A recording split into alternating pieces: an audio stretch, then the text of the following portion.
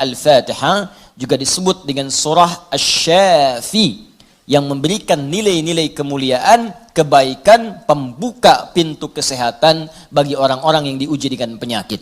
Asy-Syafi, Al-Kafi, sesuatu yang dicukupkan dengannya, yang menjangkau semua hal kebutuhan yang kita perlukan dalam kehidupan di dunia. Jadi kalau kita amalkan isinya, semua hal yang baik-baik dalam kehidupan kita di dunia sampai ke akhirat akan dibukakan oleh Allah Subhanahu wa taala. Apa yang Anda butuhkan? Apa yang Anda perlukan? Apakah kemudahan dalam beraktivitas? Apakah kemudahan dalam rizki? Amalkan isinya, maka kita akan dimudahkan dan diistimewakan oleh Allah Subhanahu wa taala.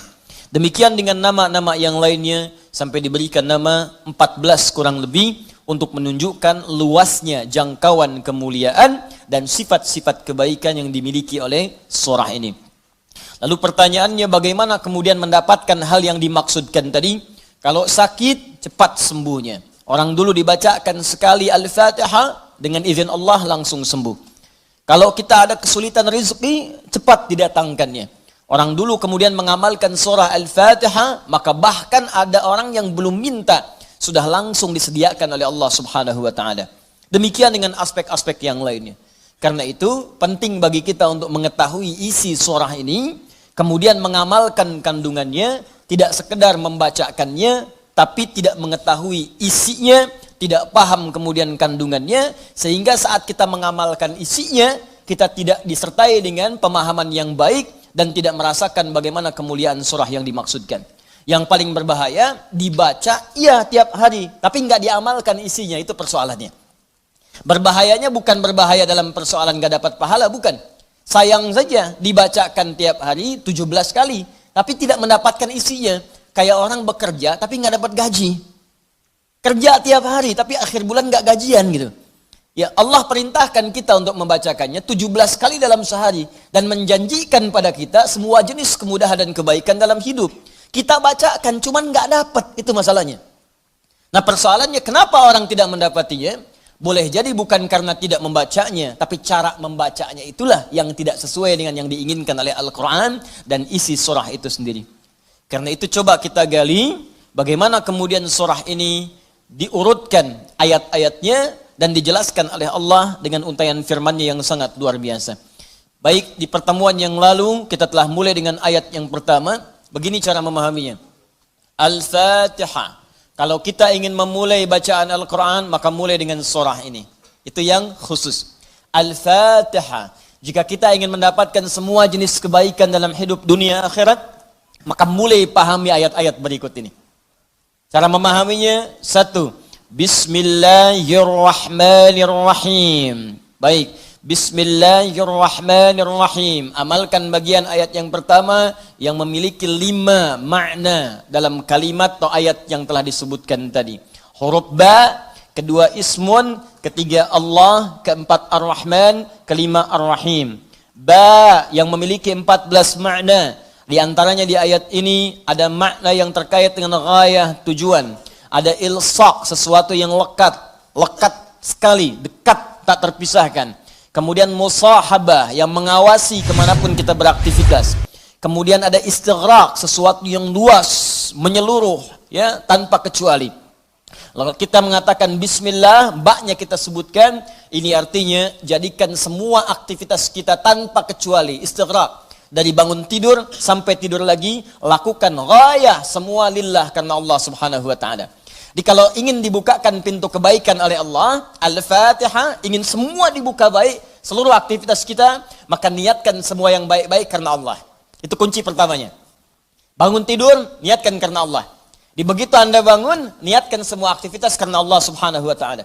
Karena itu saat kita bangun tidur, semua ditujukan karena Allah. Alhamdulillahilladzi ahyana ba'dama amatana wa ilaihin nusyur. Jadi kalimat pertama dengan akhir itu karena Allah. Alhamdulillah, terima kasih ya Allah, saya diberikan kesempatan hidup lagi saat ini. Padahal engkau bisa wafatkan aku dalam tidur tadi. Dengan izinmu, ya, sesuai dengan ajal darimu, aku diberikan semua kesempatan untuk hidup lagi. Alhamdulillah, semua pujian aku berikan kepadamu. Lillah. Di ujungnya, wa ilaihin nusyur. Maka sekarang aku akan beraktivitas mencari bekal sebagai persiapan pulang kepadamu. Wa ilaihi, untuk Allah Subhanahu wa taala. Makanya kalau Anda mengucapkan doa ini saat bangun tidur, kita sudah berjanji. Semua aktivitas di hari itu kita akan tujukan karena Allah saja. Mencari bekal, bukan karena yang lain. Jadi kalau Anda ucapkan doa tadi, berarti nanti makannya karena Allah, minumnya karena Allah, bekerjanya karena Allah, salatnya karena Allah, infaknya karena Allah, merawat anak karena Allah, semua karena Allah. Ghaya. Awas, hati-hati ya, hati-hati. Maka dampaknya orang yang semua aktivitasnya dilakukan karena Allah Subhanahu wa taala, maka fungsi ba yang ketiga. Satu tadi ghaya, kedua istighraq, yang ketiga ilsaq dan musahabah. Lekat dan diawasi oleh Allah. Kalau dulu kita contohkan orang yang meniatkan semua aktivitas karena Allah, maka yang kedua rumusnya rasakan seakan-akan aktivitas itu diawasi oleh Allah Subhanahu wa taala dengan pengawasan yang lekat seperti lem yang menempel yang menyatukan dua sisi. Ya, mau minum, rasakan diawasi oleh Allah. Bismillah, minum, lakukan karena Allah. Maka mohon maaf ketika minum Anda dikerjakan karena Allah dan merasa diawasi oleh Allah, ini kuncinya. Awas, ini kuncinya. Karena ada orang yang melakukan sesuatu karena Allah tapi nggak merasa dilihat. Nggak merasa diawasi. Ini saya tanya pada Anda, maaf ya. Tadi saat sholat itu, sholatnya karena Allah bukan? Jawab aja, karena Allah bukan? Karena Allah. Baik, kalau sesuatu dikerjakan karena Allah, maka rumus keduanya, rasakan Allah mengawasi kita. Pertanyaan saya yang kedua, saat Anda sholat tadi, saya sholat, kita sholat, merasa nggak diawasi Allah? Merasa nggak dilihat Allah? Karena beda antara orang yang merasa diawasi dengan yang hanya mengerjakan saja, itu lain. Akan beda, silahkan Anda bekerja, merasa diawasi, Anda akan serius dalam pekerjaan Anda.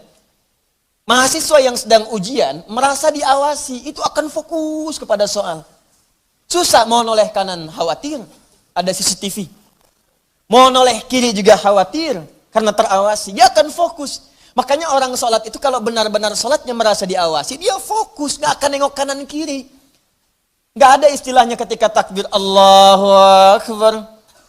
Tangannya nggak sedekap nih. Tahiyatnya kok gerak-gerak ya. Atau bahkan saat sholat mikirkan yang lain. Allahu Akbar. Tender ya Allah, tender. Allahu Akbar. WhatsApp belum dibalas. Allahu Akbar. Status belum diupdate. Jadi kalau kita benar-benar merasakan diawasi Allah, bahkan kita pun akan belajar bagaimana cara membacakan bacaan dalam sholat supaya benar. Karena malu gitu. Malu baca Al-Fatihah, bacaan belum bagus. Dan merasa didengar Allah, kan malu. Anda bicara di depan saya, bicaranya nggak jelas. Anda sendiri sudah nggak enak. Ustadz Adi, saya mau bertanya, silahkan. Kan kalau kedengaran nggak jelas pun, saya dengarnya pun nggak paham, Anda nyampaikan pun nggak enak. Sekarang Anda sholat setiap hari. 5 waktu menghadap Allah, belum tambahan sholat sunnah. Dan Anda sadar bacaan Anda belum bagus. Tapi anehnya merasakan didengar oleh Allah dan diawasi. Apa nggak malu gitu? Coba deh satu kali rasakan hal yang demikian. Jadi kalau kita memang merasa, itu dampaknya lain ke dalam ibadah kita. Nanti rumus terapannya, aktivitas harian kita. Ini minum, ini memang minum ini pekerjaan sederhana. Tiap hari kita minum. Cuman ada beda ketika minum kita itu merasa dilihat Allah. Maka saya katakan di pertemuan lalu, mustahil Anda akan menyentuh minuman yang tidak disukai oleh Allah. Mustahil. Jangankan menyentuh yang dilarang Allah, mau minum pakai tangan kiri pun rasanya nggak enak. Pasti Anda akan pindahkan itu kepada yang lebih baik. Paham sampai sini ya? Ya sama dengan proses begini, mencari nafkah, bekerja, dari di jalan, dari baca, berpakaian. Kalau semua dikerjakan karena Allah, demi Allah saya katakan, mustahil dalam pekerjaan bisa mudah menyentuh yang diharamkan oleh Allah. Nggak mungkin. Nggak mungkin mau terima proyek yang haram, itu mustahil. Mustahil ikutan tender yang haram, mustahil. Mustahil menjerumuskan diri pada yang tidak disukai oleh Allah. Karena merasa dilihat Allah. Dan merasa diawasi, jadi mustahil. Dusta itu mustahil. Bohong itu mustahil. Korupsi mustahil. Nyogok nggak mungkin. Bukan karena perkara takut orang lihat, karena Allah mengawasi kita. Makanya dulu, sahabat tuh ketika diajarkan seperti itu, bahkan anak-anak kecil, jangankan yang tinggal di kota, di ujung yang paling dalam di padang Sahara, yang sulit ada orang setiap waktu, yang kalau lewat cuman kambing gurun dengan unta, Anda bayangkan. Lewat kambing gurun unta, kambing gurun unta, kambing gurun unta. Tapi perhatikan bagaimana mereka mengamalkan huruf ba dalam Bismillahirrahmanirrahim. Diuji oleh sahabat Umar bin Al-Khattab radhiyallahu taala anhu. Lewat padang pasir, kelihatan anak muda sedang menggembala. Saat menggembala itu, menggembala kambing, ditanya oleh Umar, diuji. Kata Umar, saya mau beli sebagian dari kambingmu itu. Kata orang ini bukan punya saya, punya tuan saya. Punya tuan saya. Kata Umar, tuanmu kan gak ada di sini. Ini padang pasir yang luas. Orang yang gak ada. Beli aja, bilang dimakan serigala. Apa kata penggembala ini? Lalu di mana Allah? Idzan fa'ain Allah. Bayangkan penggembala saja di padang pasir yang orang yang gak ada, yang gampang saja bilang ini dimakan serigala, dapat keuntungan banyak gitu. Ya, luar biasa. Yang dia katakan pertama kali bukan sekedar menolak, gak mau takut ketahuan sama tuan, takut ketahuan sama pemiliknya, takutnya tidak. Pertama kali jawaban yang keluar, idzan aina Allah. Lalu Allah di mana? Allah di mana? Demi Allah saya katakan hakul yakin kalau setiap muslim merasakan dalam dirinya bahwa dia diawasi oleh Allah Subhanahu wa taala, maka lurus, damai, tenang, tentram dan baik semua urusan kehidupan. Gak ada penipuan dalam perdagangan, gak ada penipuan dalam hal-hal interaksi kehidupan, tidak ada kecurangan, tidak ada keburukan, semua baik karena merasa dilihat oleh Allah Subhanahu wa taala. Itu baru huruf ba. Baru ba. Coba tiap hari kita baca itu. Satu huruf ini aja, mohon maaf ya, selama hidup kita udah diamalin belum? Satu huruf ini aja. Ayo suami sama istri, berapa kali berkata hal-hal yang tidak tepat? Istri terhadap suami, berapa kali menerangkan sesuatu yang tidak tepat? Anak pada orang tua kepada anak. Walaupun hal-hal yang ringan, Papa mau permen. Nanti papa beliin satu truk. Kapan truknya datang? Ini huruf ba saja satu gitu. Anda menuntut banyak dari Allah, tapi Allah meminta kita mengamalkan satu huruf aja, kita nggak maksimal. Coba lihat tuntutan kita setiap hari. Ya Allah lancarkan usahaku, ya Allah luluskan dalam kuliahku, ya Allah mudahkan pernikahanku, ya Allah berkahi hartaku, ya Allah lancarkan pekerjaanku. Banyak yang diminta, sembuhkan aku. Kata Allah, aku berikan semuanya. Amalin satu aja huruf ba. Ba. Ketika benar mengerjakannya, ismun, bimakna sumuun, bimakna raf'un, terangkat, dimuliakan, ditinggikan. Ketika benar mengamalkannya, maka Allah akan berkenan meninggikan derajat kita, memuliakan kita pada semua aktivitas yang kita kerjakan dalam kehidupan kita. Syaratnya satu, kerjakan semua karena Allah Subhanahu wa taala.